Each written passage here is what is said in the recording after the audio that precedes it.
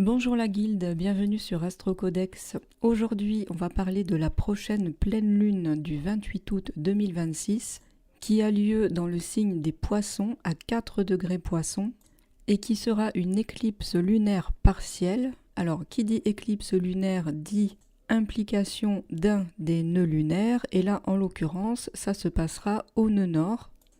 Le nœud nord qui vient de basculer dans le signe du Verseau.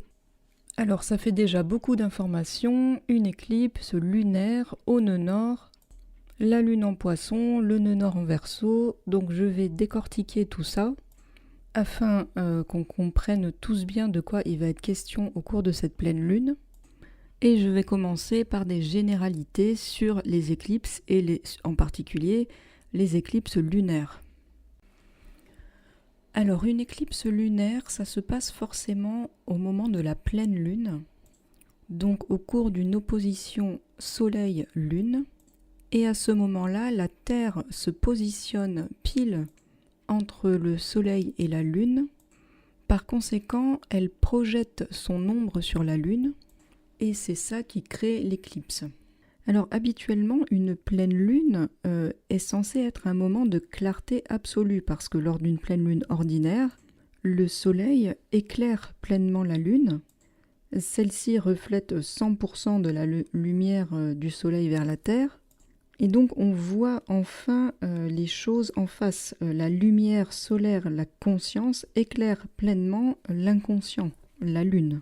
C'est pourquoi on dit qu'une pleine lune est un moment de révélation, de prise de conscience qui nous permet de réajuster notre trajectoire par rapport aux décisions qu'on avait prises lors de la nouvelle lune. Mais là, la Terre, elle vient s'interposer pile à ce moment de clarté. Donc ce qui devait être une prise de conscience devient tout d'un coup une expérience à l'aveugle. La fonction habituelle de la pleine lune qui est de révéler, de clarifier, d'apporter une réponse nette est complètement boycottée par la densité terrestre. Et donc on se retrouve plongé dans le flou. Pour autant, une pleine lune reste une pleine lune, donc on va quand même apprendre quelque chose, réaliser quelque chose, comprendre quelque chose, mais ça ne se passera pas sous la forme d'une prise de conscience logique ou intellectuelle. Non, pendant une éclipse lunaire, la vérité, elle ne descend pas dans la tête sous forme de révélation, elle monte plutôt par les tripes, sous la forme d'une évidence viscérale, émotionnelle, et ce qui est une autre façon, et finalement tout aussi valable, d'acquérir une connaissance, de comprendre une vérité. Alors pourquoi j'utilise ces mots aussi forts, une vérité qui vient par les tripes, une évidence viscérale? Eh bien parce qu'il y a la Terre qui est entre le Soleil et la Lune, il y a la dimension incarnée. Et d'ailleurs, ça se traduit très joliment par le fait que la Lune, quand elle est éclipsée, elle ne devient pas totalement noire, en fait, elle vire au rouge sombre. Alors ça, d'un point de vue physique, ça s'explique par le fait que le peu de lumière, en fait, qui réussit à atteindre la Lune est filtré et dévié par l'atmosphère terrestre. Mais cette couleur rouge, on parle d'ailleurs de lune de sang, ça traduit bien quelque chose que nous, on ressent à l'intérieur de nos entrailles finalement. Et donc lors d'une telle éclipse, qu'est-ce qui va disparaître ?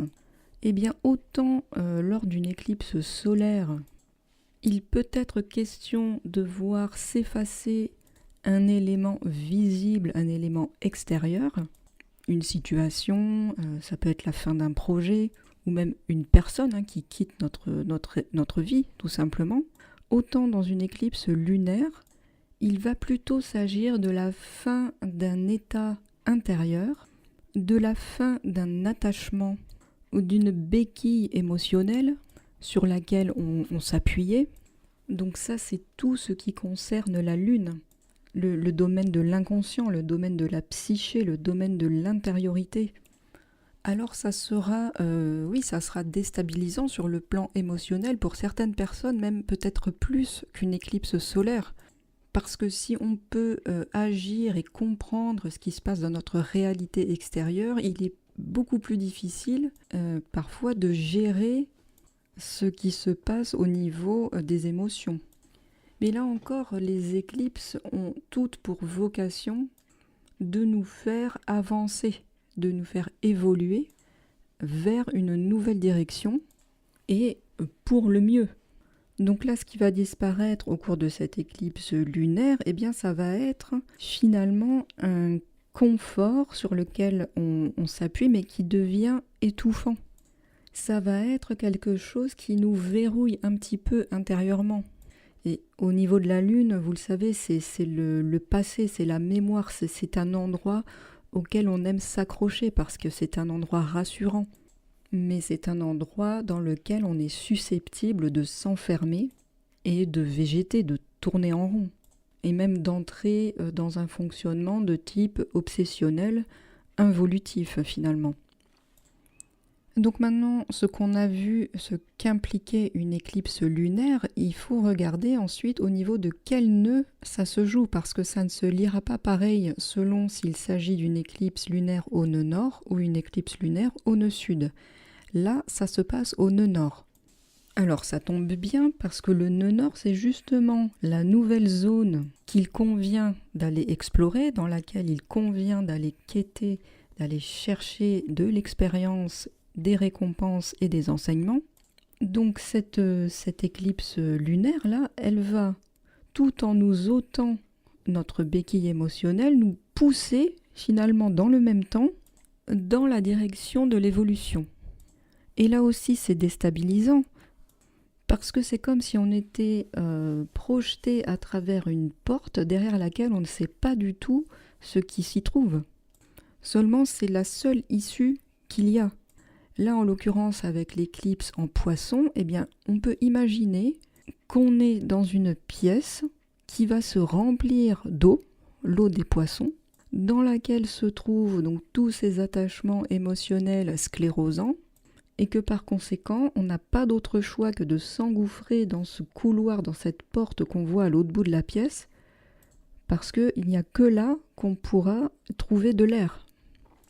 Et en l'occurrence, ce sera l'air du Verseau, là, puisque le nœud nord est en Verseau. Ça me donne donc l'occasion d'entrer dans les particularités de cette pleine lune-là. Elle se tient donc à 4 degrés Poisson, et dans ce signe particulier, qu'est-ce qui est appelé à être dissous par l'éclipse, à disparaître, à être englouti? Eh bien, c'est tout ce qui va concerner les illusions, les idéalisations, les fantasmes irréalistes, les fausses promesses, tout ce qui peut nous amener à fuir le réel, parce que c'est ça hein, le défaut principal du poisson, enfin un des principaux écueils justement des poissons. Et bien là, on va sentir viscéralement qu'on est dans une situation qu'on ne peut plus idéaliser, c'est plus possible, qu'il va falloir accepter la réalité. Alors avec compassion, hein, restons quand même dans le côté élevé, lumineux de ce signe, mais sans complaisance. Très typiquement dans le poisson, et donc de ce fait dans l'axe poisson-vierge, parce qu'on ne peut pas dissocier les deux. Là, j'ai pas encore parlé de la Vierge, mais j'y viendrai. Mais dans une éclipse, dans l'axe poisson-vierge, il est beaucoup question de schémas de type sauveur versus victime, où un est le martyr, où l'autre va être le héros. On peut avoir beaucoup de relations fondées sur ce schéma, et qui vont induire bien souvent une codépendance relationnelle. Donc ça peut être quelque chose qui devient intolérable au moment de la pleine lune. Et là, avec l'éclipse, eh bien, tout cela se termine pour de bon. Avec les nouvelles et pleines lunes éclipsées, il y a un avant et un après. Hein, je le rappelle, ce ne sont pas des nouvelles et pleines lunes ordinaires. Évidemment, le domaine de vie dans lequel cela va se jouer précisément, et donc auquel il faudra adapter cette réflexion, il sera indiqué par la maison dans laquelle se tient la pleine lune pour vous dans votre thème natal. Et je vous invite à vous rendre sur mon compte Instagram et à me suivre là-bas, car il y aura une publication consacrée aux effets de cette éclipse maison par maison, que vous pourrez aller consulter pour avoir une idée du domaine de vie dans lequel tout cela va se jouer pour vous. On passe voir maintenant ce qui se passe du côté du Soleil en Vierge. Il est à 4 degrés Vierge, strictement opposé à la Lune, c'est bien logique. Mathématiquement, il est conjoint pour le coup, lui, au nœud sud, le nœud qui se trouve à 29 degrés Lion. Et on constate aussi qu'il est conjoint à Mercure. Mercure et le Soleil viennent de faire leur conjonction supérieure en Vierge. Et là, Mercure est tout doucement en train de doubler le Soleil dans ce signe. Alors comment ça s'interprète comme ça lorsque le Soleil et Mercure se retrouvent au nœud sud avec la Terre donc qui s'interpose entre eux et la Lune au moment de l'éclipse?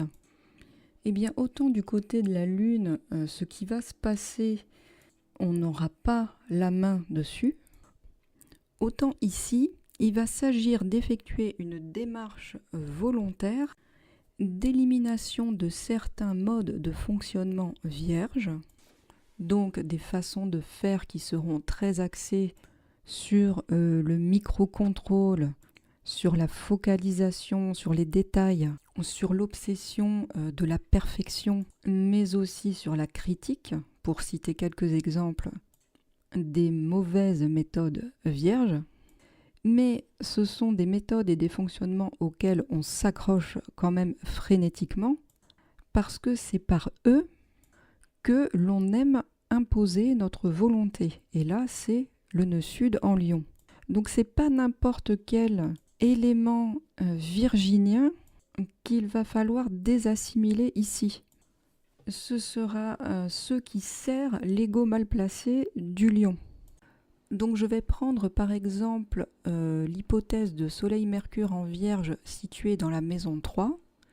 Là ici, le Soleil et Mercure dans ce signe peuvent donner une tendance à pinailler sur tous les mots, à se justifier, à entrer dans de fréquentes argumentations un peu pour tout et rien, dans le but d'avoir le dernier mot, Lion, et de montrer qu'on est intellectuellement supérieur aux autres.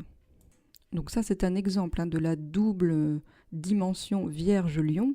Évidemment, dans ce cas de figure, qu'est-ce qui va aider à faire tout ça? Eh bien, c'est l'éclipse en face en Poisson qui sera donc là pour notre exemple dans la maison 9, où là on aura eu l'impression que l'éclipse a balayé toutes nos certitudes philosophiques, qu'elle aura fait perdre du sens à la ligne de conduite sur laquelle on se basait pour fonctionner jusqu'à maintenant.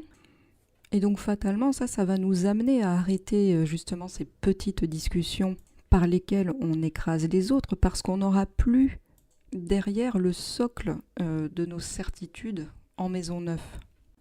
Mais ce socle de certitude qui aura été dissous comme ça par l'éclipse en Poisson, n'oublions pas que ce sera un socle de certitude qui nous permettait de nous voiler la face par rapport à la réalité.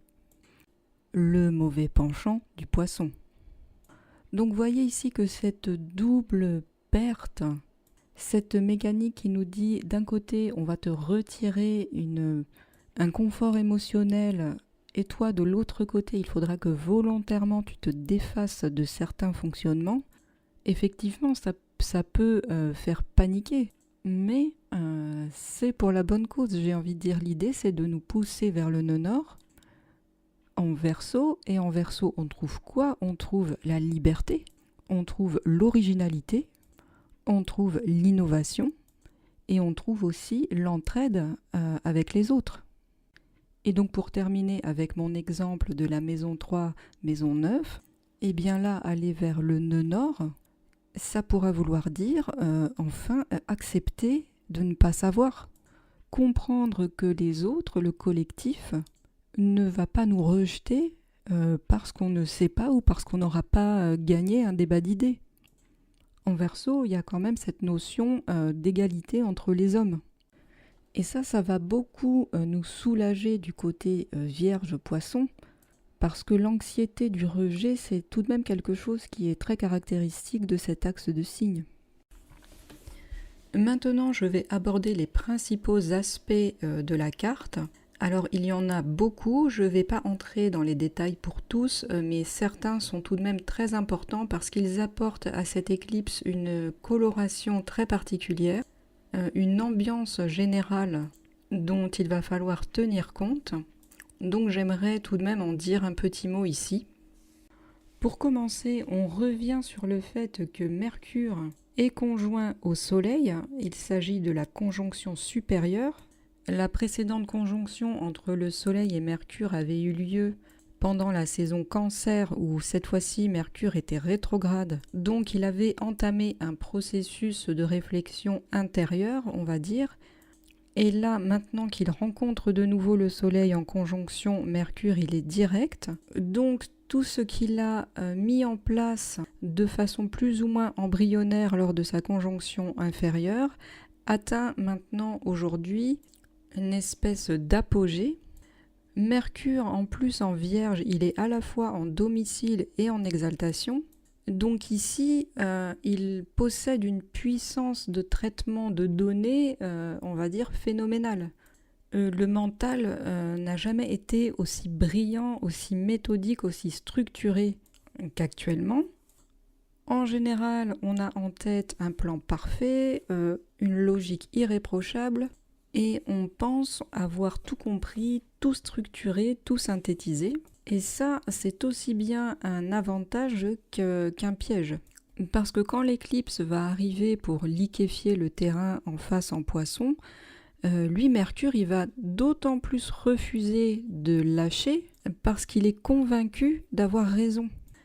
La proximité du nœud sud en Lion insuffle ici à Mercure un orgueil qui lui fait dire non seulement attention, moi j'ai la réponse à tout, mais surtout c'est ma méthode, c'est ma réponse qui est la seule valide. On a un peu ici la vanité de l'expert, si vous voulez. Et parce qu'en Vierge ici, avec Mercure, on est persuadé d'avoir la solution parfaite, on va lutter de toutes nos forces contre le flou des Poissons. On va essayer de faire intervenir la logique, la rationalisation au sein de cette immense vague émotionnelle et on va avoir tendance à vouloir tout contrôler en se disant qu'on va mettre encore plus de vierge au sein de ce processus, avec parfois, même dans le côté, on va dire, le plus sombre de la chose, une tendance à manquer totalement de compassion. Face au débordement émotionnel en Poisson, on peut tomber dans le piège d'aborder la souffrance que cette éclipse peut générer, alors que ce soit la sienne ou celle des autres, avec une certaine froideur, un peu du type il n'y a qu'à faire ça et point barre quoi. Hein. Donc l'image un peu du type qui est 100% expert mais 0% humain. Vous voyez un petit peu ce que je veux dire ? On va avoir tendance à considérer que ce qui se passe au niveau de l'éclipse, c'est presque un bug qu'il faut corriger.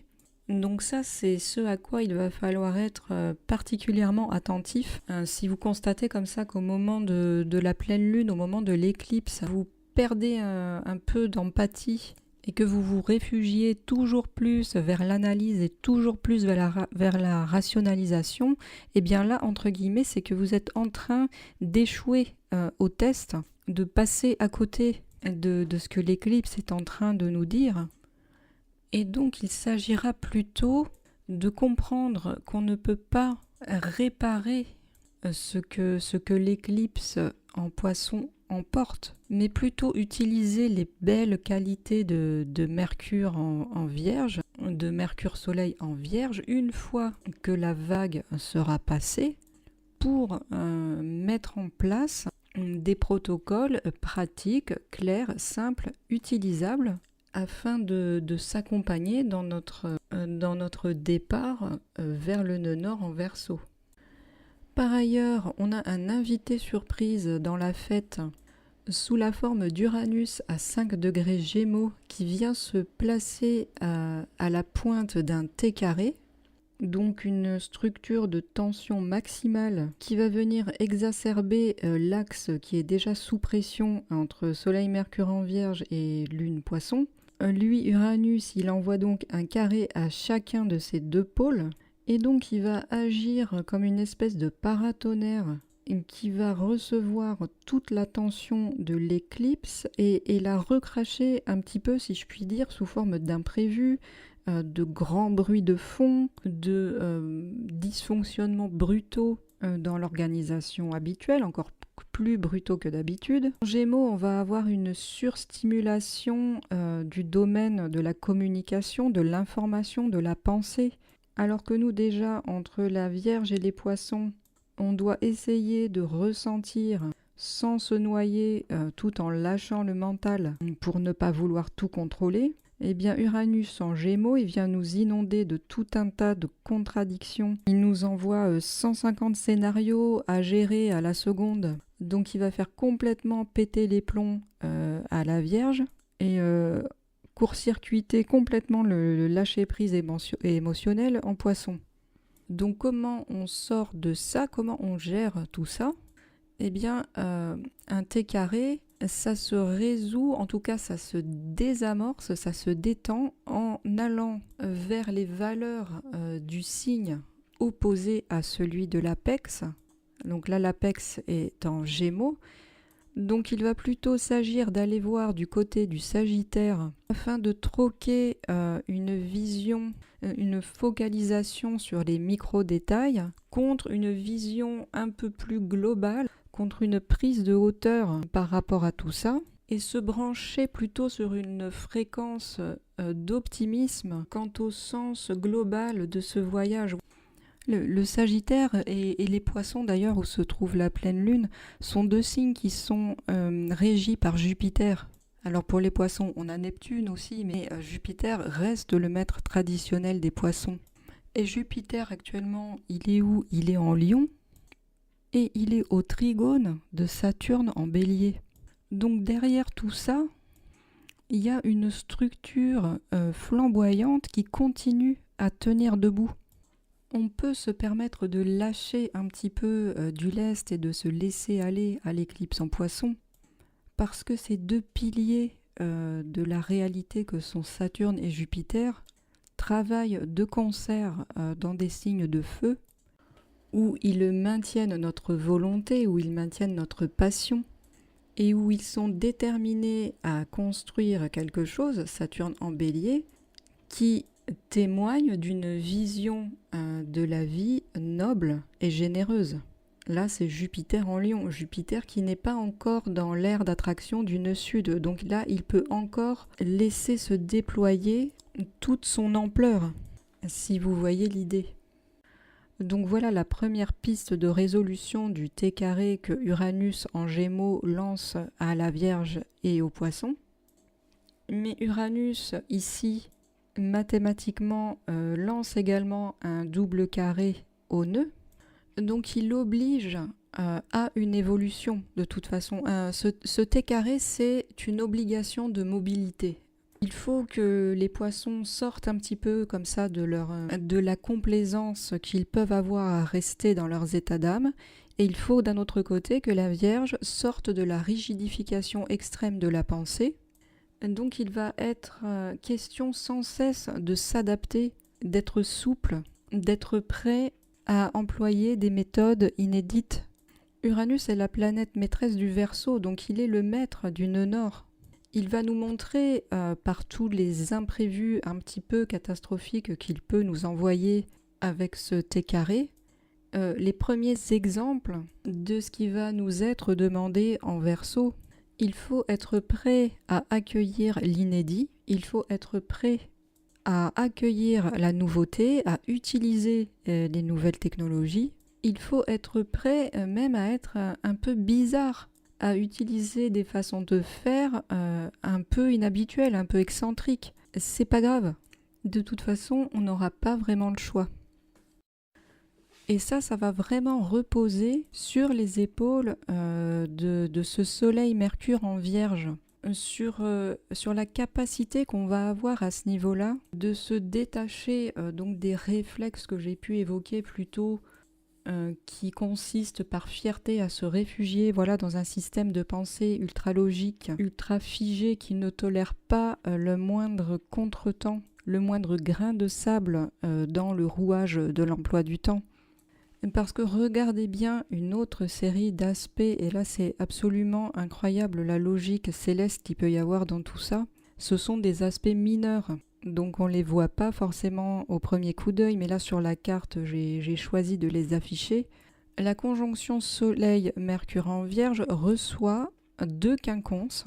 Ce sont les 2 traits verts là qui traversent la carte. Il y a un quinconce qui vient de Pluton en Verseau et un autre de Neptune en Bélier. Ça, c'est encore une figure de tension. On appelle ça un iode ou le doigt de Dieu. Donc là, ce doigt, il pointe vraiment vers Mercure-Soleil en Vierge, qui subissent en fait une pression d'ajustement permanente. Pluton en Verseau, territoire nœud-nord, oblige à renouveler ses méthodes, à abandonner un ancien système. Et Neptune en Bélier, lui, il nous oblige à exécuter sans avoir 100% des garanties ou des détails en main. Un Neptune en Bélier, c'est y aller un petit peu avec la foi chevillée au corps. Et à la pointe de ce double quinconce, comme ça, Mercure Vierge, il faut qu'il sans cesse il se remette à l'équilibre. C'est un endroit où il ne faudra surtout pas se verrouiller. Et en face, la Lune, au moment de l'éclipse, elle reçoit des aspects de ces 2 mêmes Pluton et Neptune. Elle reçoit un semi-sextile de Neptune et un semi-sextile de Pluton. Donc là, la Lune, elle est à la base du iode et elle est comme une antenne qui capterait de chaque côté les micro-signaux de Pluton en Verseau et de Neptune en Bélier. Côté Pluton en Verseau, elle capte, elle ressent toutes les mutations des idées collectives qui se font avec Pluton. Et elle capte aussi les micro-impulsions d'action intuitive, là côté Neptune en Bélier. Et donc tout ça, ça va constituer une masse d'informations qu'on va collecter intuitivement dans l'arrière-plan et qu'on va envoyer à Mercure Vierge en face pour qu'il traduise tout cela, pour qu'il s'ajuste entre toutes ces influences. Donc là, on voit vraiment le poids qu'il y a du côté de la Vierge. Ce Mercure, là, en conjonction supérieure au Soleil, il va falloir qu'il fasse honneur à sa maturité intellectuelle. Il va falloir qu'il révèle les côtés les plus hauts de la Vierge, qui est de savoir s'ajuster et d'y aller petit pas par petit pas en restant à l'écoute de toutes les évolutions qu'il peut y avoir tout autour d'elle. Je voudrais finir en abordant un aspect qui est en train de se former entre Mars en Cancer et Saturne en Bélier, un carré qui sera exact le 1er septembre. Alors ce carré, j'y reviendrai parce que je suis d'assez près le transit de Mars en Cancer. J'ai d'ailleurs déjà fait une vidéo à ce sujet ici sur YouTube. Et puis parce qu'un carré Mars-Saturne, c'est quand même toujours quelque chose. D'autant que là, Saturne en plus, il est dans le royaume de Mars en Bélier. Alors là, qu'est-ce qui peut se passer avec Mars en Cancer? Un Mars qui est en chute d'ailleurs dans ce signe.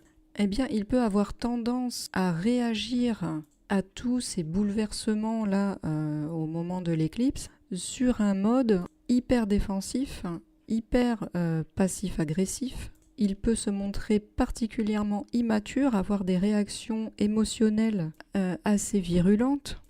Et Saturne, à l'égard de ça, il n'est pas du tout bien disposé. Il n'est pas aussi bien disposé envers Mars en Cancer qu'il peut l'être entre Jupiter en Lion, ce que j'évoquais un peu plus tôt. Saturne ici, il requiert que l'on se comporte de façon adulte, que l'on tienne debout, brave, dans la tempête, et qu'on ne fasse pas retomber son agressivité potentielle sur les mauvaises cibles. Car rappelons que Mars sort aussi d'un carré à Neptune en Bélier. Donc il peut être dans un état de confusion par rapport à qui sont ses ennemis, qui sont ses alliés, Qu'est-ce qui lui veut vraiment du bien? Qu'est-ce qui lui veut vraiment du mal? Ouh là là, je sais plus trop, je vais aller me cacher en claquant un petit peu les portes pour que tout le monde entende bien. Non, Saturne, il veut pas de ça. Saturne, il va forcer à garder une certaine concentration dans nos actions et à bien réfléchir à la question de savoir si ce qu'on fait est constructif. Même une colère, elle peut être constructive. Donc là encore une exigence de maturité dans tout cela avec le carré Saturne-Mars. Voilà la guilde, donc je pense que j'ai abordé tout ce que je souhaitais dire au sujet de cette éclipse. J'espère aussi maintenant que le titre que j'ai choisi, Vaincre par l'abandon, fait sens. Il faut accepter que le mode d'emploi de cette nouvelle réalité ne soit pas encore rédigé, mais il est possible de garder la main en s'ajustant pas à pas, en adaptant sa stratégie et en reconnaissant aussi les points sur lesquels il est inutile de batailler. Vous pouvez me retrouver régulièrement dans mes divers contenus ici ou sur Instagram où justement je vous présente des stratégies pour chaque transit astrologique, pour chaque événement sur lequel il est possible d'agir. Prenez bien soin de vous au cours de cette éclipse, tâchez de rester cool et quant à moi je vous dis à très bientôt.